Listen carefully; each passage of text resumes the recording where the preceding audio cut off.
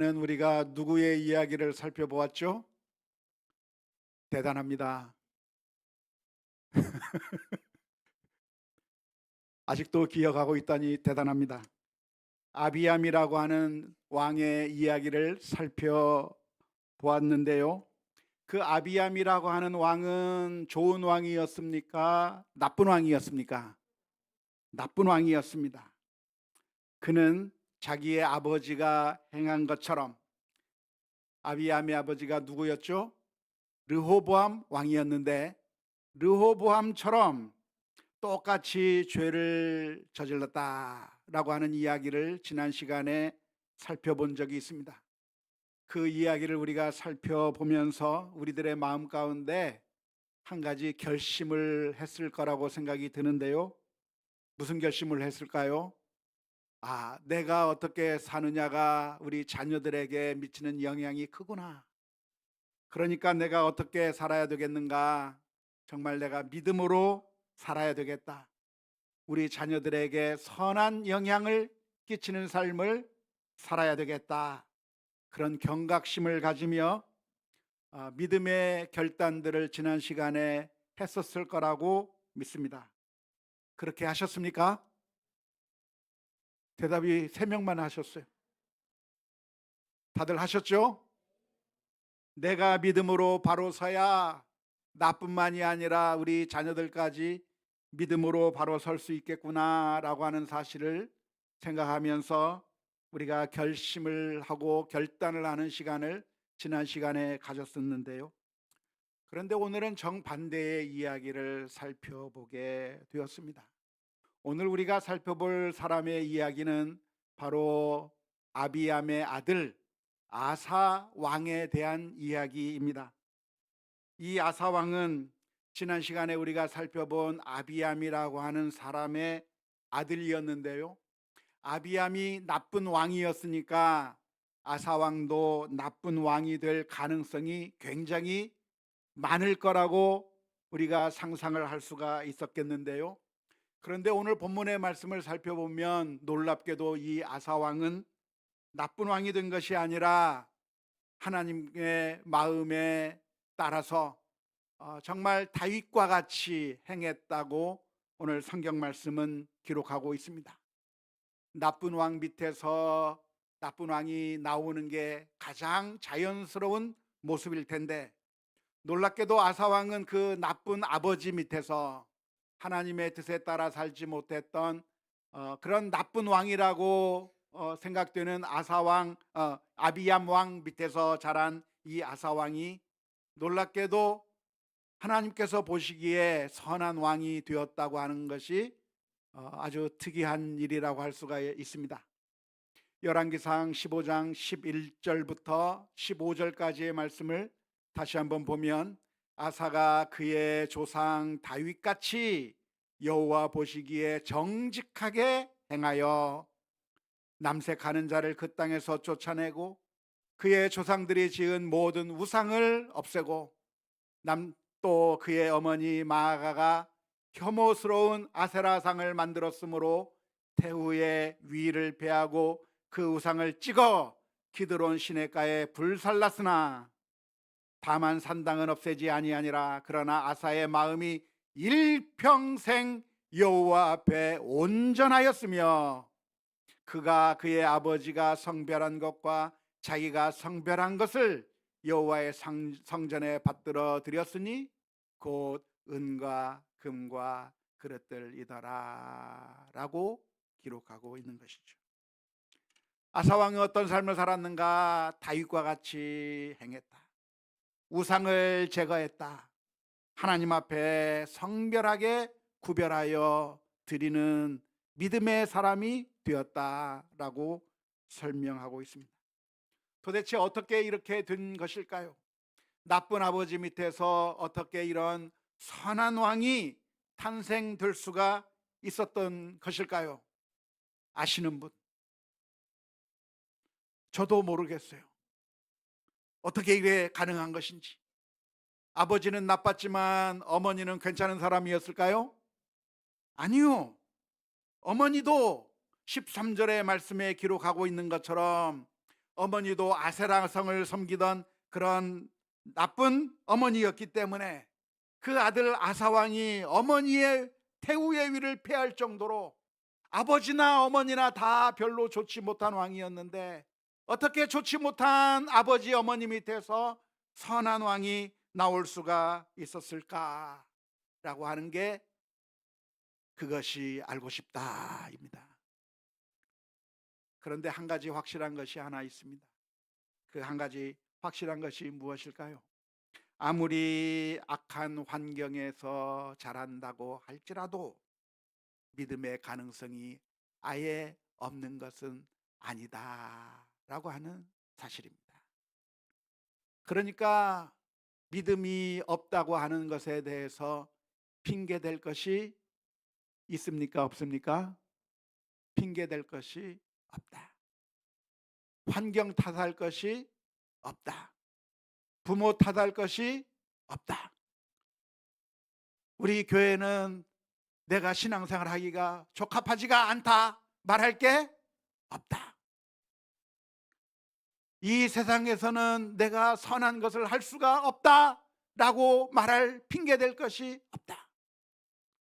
그 어떠한 환경에서 자란다고 할지라도 아무것도 주어지지 않고 모든 것이 열악한 환경 가운데 우리가 내던져져 있어서 그 어느 것 하나도 내 믿음을 도와줄 수 없고 그 어느 것 하나도 나에게 도움이 되는 것이 없는 그런 열악한 상황 가운데 우리가 내팽개져 있다고 할지라도 우리가 핑계할 것이 없다 하는 게 오늘 우리가 이 말씀을 묵상하면서 살펴보아야 할 지점이라고 믿습니다.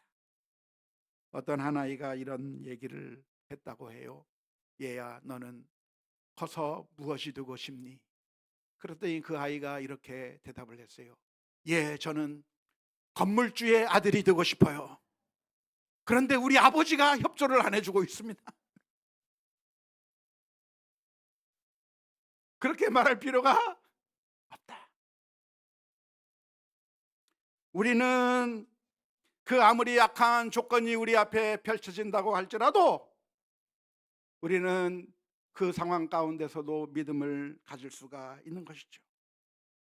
아무리 힘들고 어려운 상황이 우리 앞에 펼쳐져 있다고 할지라도, 부모가 일찍 돌아가셔서 고아로 자란다고 할지라도, 아무런 공부들을 하지 못하고 아무런 교육의 혜택을 받지 못했다고 할지라도, 지금 내 주변에 있는 모든 사람들이 전부 악한 사람들만 모여 있다고 할지라도, 그러니까 나를 이렇게 망친 것은 이 사회 탓이고 우리 주변의 환경 탓이고 나는 아무런 혜택을 받지 못해서 내가 이렇게 되었다고 말할 이유가 단 하나도 없다는 것입니다. 성경에 보면 그런 예들을 우리가 얼마나 많이 찾아볼 수 있는지 모릅니다. 히스기야 왕이라고 하는 사람은 어떤 왕이었습니까? 가장 악한 왕이라고 악명 높았던 아하스 왕의 아들이었습니다. 요시야 왕은 누구였습니까? 할아버지 므낫세, 유다를 멸망으로 이끌었던 그 왕의 아들이었고 손주였고, 아버지의 아몬 우상 숭배를 하고 그래서 결국 나중에 신하에게 암살을 당한 아몬 왕의 아들, 이 요시야 왕은 6살 때 왕으로 등극해서 성전을 수리하며 하나님의 말씀에 따라 사는 신실한 왕이 되었다고 성경은 기록하고 있는 것이죠. 사무엘도 마찬가지 아닙니까? 사무엘은 어렸을 때 엘리 제사장의 집안에 맡겨져서 그곳에서 성막에서 일하면서 자라게 되었을 때 사무엘 주변에 있는 사람들이 누굽니까? 엘리 제사장이요, 홈니와 비느하스와 같은 하나님의 뜻에 따라 살지 못했던 그 제사장의 집안에서 그 사람들을 보고 자라고 있었지만, 그러나 그것이 그대로 악을 따라간 것이 아니라 반면 교사로 삼고 하나님의 말씀에 따라 순종하며 나가게 될 때 이스라엘 민족을 이끌 수 있는 위대한 믿음의 사람이 되었던 것을 우리가 기억해야 될 줄로 믿습니다. 하나님과의 관계는 무엇입니까? 1대1의 관계예요. 아무도 같이 협조해 주는 사람 없고 아무도 나랑 같이 전도하는 사람 없고, 아무도 나랑 같이 기도하는 사람 없고, 아무도 나와 같이 찬양하는 사람 없고, 그것 핑계하면서 아무도 내게 손 내밀어 주는 사람 없고, 아무도 내게 사랑을 베풀어 주는 사람이 없고, 그런 것들을 보면서 불평하고 원망하며 나락으로 떨어질 것이 아니라, 그 어떠한 거친 환경 가운데서도 우리는 하나님의 은혜를 바라보며 믿음으로 서는 우리 모두가 다 되어야 될 줄로 믿습니다. 출애굽기 20장 5절 말씀에서 이렇게 기록하고 있습니다. 그것들에게 절하지 말며 그것들을 섬기지 말라. 나 내 하나님 여호와는 질투하는 하나님인즉 나를 미워하는 자의 죄를 갚되 아버지로부터 아들에게로 3, 4대까지 이르게 하거니와 라고 말씀하고 있습니다. 악한 자의 그 영향력이 어디까지 나가는가? 3, 4대까지 갈 거라고 말씀해 주고 있는데, 그런데 걱정할 필요가 있어요? 없어요? 없어요. 어떻게 하면 그 3, 4대로 흐르는 그 저주를 내가 어떻게 하면 끊을 수 있어요? 내가 믿음으로 살면 되는 거예요. 내가 하나님을 섬기면 되는 거예요. 내가 믿음으로 신실하게 살면, 아무리 부모가 악한 부모라고 할지라도, 아무리 내게 저주가 될 만한 그런 부모가 내게 있다고 할지라도, 내가 하나님의 자녀로서 산다고 한다면 하나님의 축복의 은혜가 천대까지 이르는 놀라운 은총이 우리에게 있을 줄로 믿습니다. 종종 우리 교계 내에서는 사람들을 평가할 때 그 사람이 몇 대째 신앙인인가라고 하는 것을 중요하게 여기는 경우가 종종 있습니다. 그래서 그 사람이 3대째 신앙생활을 하고 있다, 5대째 신앙생활을 하고 있다 그러면 높게 쳐주는 그런 경향들이 종종 있습니다. 그런데 정말 그래야 할까요? 그런 소리 처음 들어봅니까? 그래서 심지어 목사님을 모셔야 되는데, 그 목사님이 3대, 4대 몇 대째 계속 신앙의 가문에서 자란 목사님이면 그 목사님을 더 쳐주는 그런 정신 빠진 교회가 있더라고요.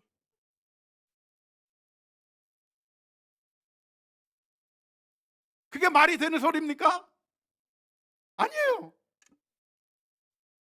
조상들이 어떤 신앙생활을 했든지, 불신을 살았던 어떤 상황에 있든지, 내가 하나님 앞에 바로 서면, 내가 하나님 앞에 올바르게 믿음으로 산다고 하면 하나님의 은혜가 충분한 거예요.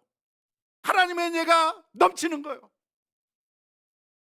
물론 온 가족이 신앙생활하고 몇 대에 걸쳐서 신앙생활하고 하면 좋죠. 나쁘다는 거 아니에요. 나쁘다는 거 아니에요. 하지만 이제 내가 처음으로 믿어도 괜찮아요. 왜 괜찮아요? 하나님으로 충분하니까.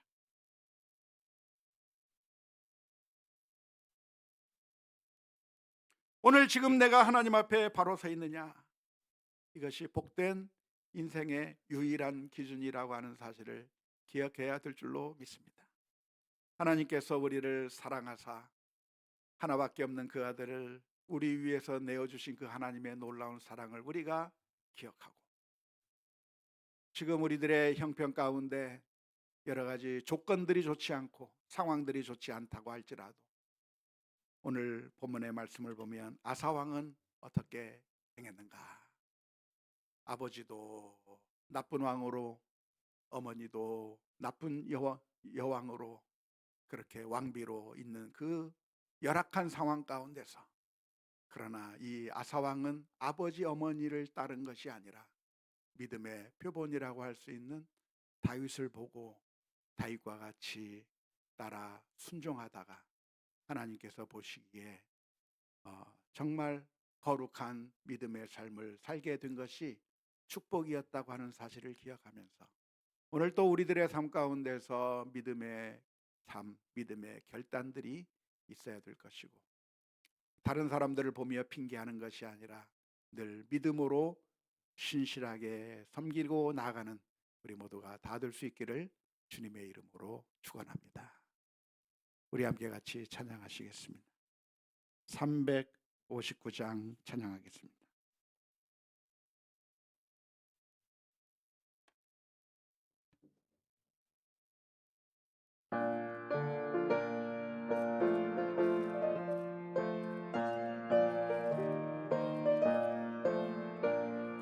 전성을 향해 가는 성도들아,